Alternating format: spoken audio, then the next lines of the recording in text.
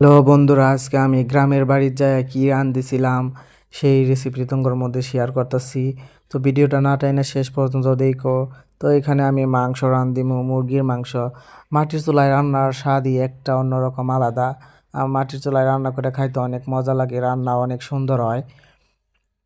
তো তোমরা কোথা থেকে কেরা কেরা ভিডিওটা দেখতেছো অবশ্যই কমেন্টে জানায় দিও। দেখো আমি আস্তে আস্তে মাংসগুলা কষায় নিতেছি, এখানে তারপরে আলু দিয়া দিলাম। তো আলু দেওয়া হেরা আমি পরে কষামো, পরে দেখো কষাইতেছে অনেক সুন্দর একটা কালার আইছে। তো এইভাবে কেরা কেরা রান্না করে খাও। আর আমি আজকে রান্ধিমো হইলো কি দিয়া জানো, এইগুলা তো আছে, আমি আজকে দিয়ে রান্ধিমো হইলো পালং শাক দিয়া। আমি এই পালং শাক দিয়া ব্লেন্ডার করে রাখছি, এখন আমি পালং শাক দিয়া দিমু।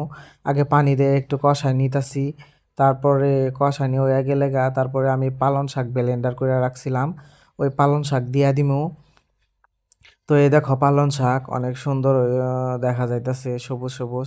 তো এই বলকের মধ্যে আমি পালং শাক দিয়ে দিলাম। তো দেখো ভিডিওটা স্কিপ্ট হয়ে গেছে মনে হচ্ছে। তো আস্তে আস্তে দেখো আমি সব কিছু দিয়ে নাড়াচাড়া দিতেছি, এই যে দেখো আইসা পড়ছে পালং শাকের গ্রেভিটা। আমি ব্লেন্ডার করে রাখছিলাম সুন্দর করে, তো এগুলা সব একসাথে দিয়ে এখন নাড়াচাড়া দিয়ে আবার ঢাকনা দিয়ে ঢাইকা দিয়ে রান্না করবো কিছুক্ষণ।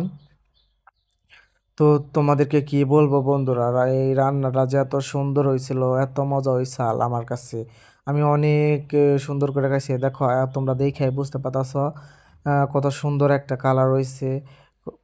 তো আজ দেখো আমাদের তরকারি রান্না করা শেষ, এখন আমি বাটিতে লয়ে নিতেছি।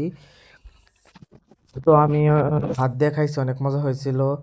তো এইভাবে বাসায় কে রেখে ট্রাই করে করছো অবশ্যই কমেন্টে জানাই দিও। আজকে এ পর্যন্ত, এখানেই বিদায় নিচ্ছি। দেখা হবে অন্য কোনো ভিডিও নিয়ে। আল্লাহ হাফেজ।